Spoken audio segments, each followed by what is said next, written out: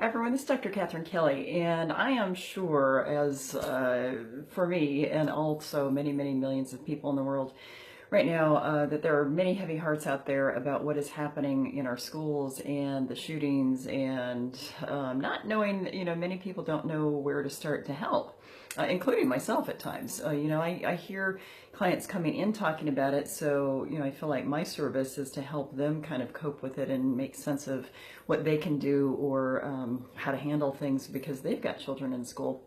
And I just want to commend actually our youth. Watching the news coverage yesterday of the youth that were rallying together, coming together to do the marches, to do the protests, and they were peaceful. If you saw them, they were peaceful protests. And speak out and go to the White House, go to the courthouses, go to the capitals of the states. It's really beautiful to see, and really because this is the evolution of our youth. And so, this is probably the first time in a long time that I feel a little bit like there's some promising action taking place out there, because obviously the adults were not being heard. They were not being listened to. And I'm hopeful that actually the youth will be heard, because this is a tough situation that we are dealing with the gun situation and the violence that is happening in our country, around the world too. But, I want to address just briefly that, yes, this is a gun issue.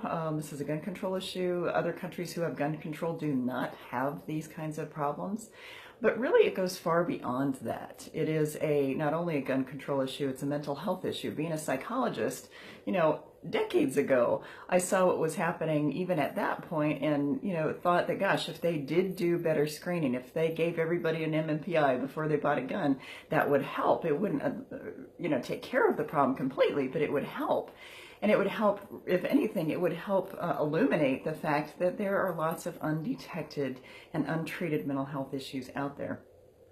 We all know people that have had untreated mental health issues, and we see what it does to their lives and the lives of those people around them. So it's one of those things where it is a part of health, and it's just so sad to me that it is still a stigma to take care of yourself from an emotional level, because really that is taking care of yourself from a soul level as well. So this phenomenon that's happening with the gun situation is a gun situation. It's a mental health situation. But, it is also a respect and a maturity situation. If we think about the level of respect that is being shown in our youth these days, the youth that are rallying, it's wonderful, but there's not a whole lot of respect being shown out there. And, I don't know how much of that is parenting. I don't know if that is parents are so busy. I don't really know what to pin that on. Excuse me. But there's a lack of respect. But to me, again, that brings it back to a lack of self-love. That we in this world, not only in this country, but we in this world are really suffering from a dis-ease related to a lack of self-love. We do not take care of ourselves. We do not take care of one another. We don't respect each other the way that we really need to.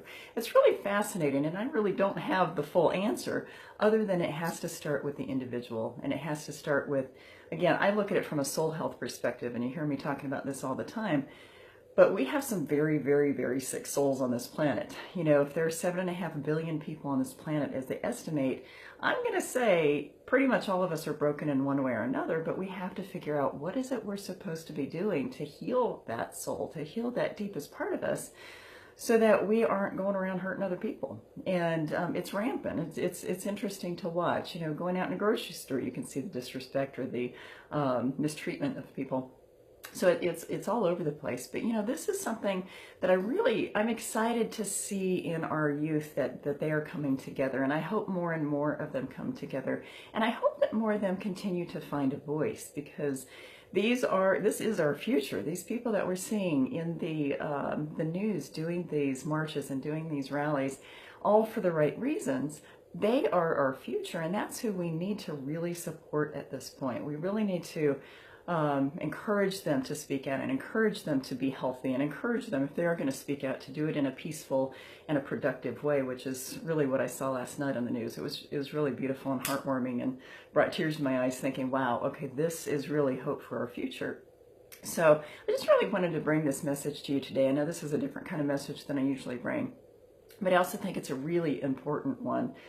because we've got to advocate for our youth, which is our future, which is our evolution. So anyway, I wanted to throw that out there. I'm hoping that more and more of these youth come together, and I hope that more and more of you support them in the process, because this is where we need to really look as far as our future and the evolution of mankind and humankind, I should say, and it's just important. So wanted to throw that out there to you. I hope you have a good day. I hope you remain mindful of everything that is happening and see what you can do to support our wonderful, wonderful youth at this point.